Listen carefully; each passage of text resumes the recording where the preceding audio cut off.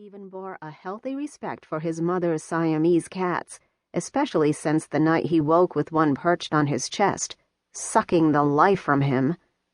He let out a very undignified scream, and his mother, arriving in hair curlers and brandishing a lamp, chided him. "Stop your ruckus! My baby kitty is just showing how much he likes you." Showing affection indeed. He made sure to check his room now before going to bed, lest his mother's satanic pets try and steal his soul. "What happened?" his future maid asked as she placed her clipboard on the bed and gently palpated the injured area with latex-covered fingers. It sent a thrill through him. "I caught the perfect pass, but Boris tackled me, and I didn't land right. Then Kyle landed on top of Boris, and, well, you got squashed and your arm cracked." "Yeah, but I scored." He shot her a smile, which might have worked better if she'd meet his gaze, even if just once.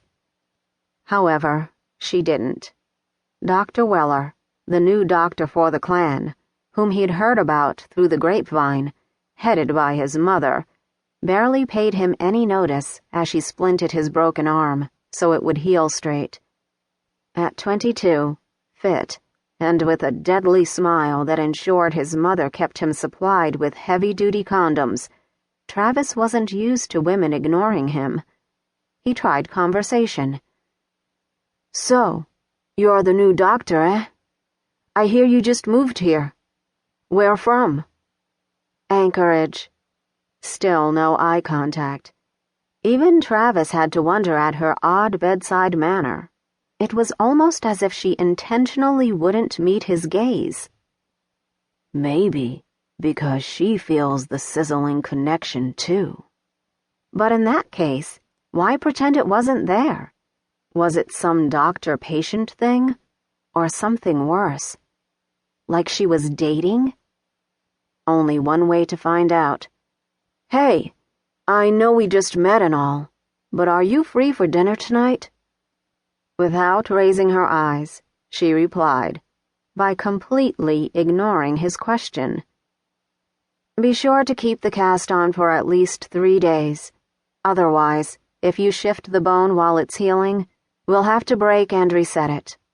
He couldn't help but roll his eyes. "I know. This isn't the first time I've broken something." For such a young man, emphasis on the young, you seem quite accident-prone. You have one of the thickest files around. "What can I say? I'm a vigorous fellow." And yeah, he did emphasize it and threw in a dimpled smile for devastating effect. Still nothing. "Maybe you should think of enlisting. I hear the military is a good channel for boys and their extra testosterone." This jab did result in her meeting his gaze, her brown eyes dancing with mirth, even if her expression remained serious. The remark hit home. His lips drooped.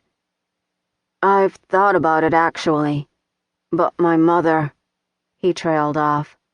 Need he really say more? The whole town knew his mother, Betty Sue, queen of the baked goods, and wielder of the mighty spoon. Even the slightest mention of him going anywhere for more than a night sent her into a despondent fit.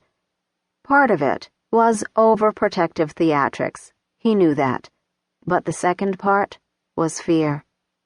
Travis had lost his dad, his mom's true love and mate, on a simple training exercise for the military, a fluke accident that, in one stroke, took someone they both loved from their lives. She recovered by smothering Travis, and because he not only adored his mother, but also worried about losing her too, he allowed it, then chafed at it in his teens, then growled at it when he graduated and got stuck in Kodiak Point at their tiny, rinky-dink excuse of a college. Campus consisted of less than 30 kids. So much for the frat boy experience.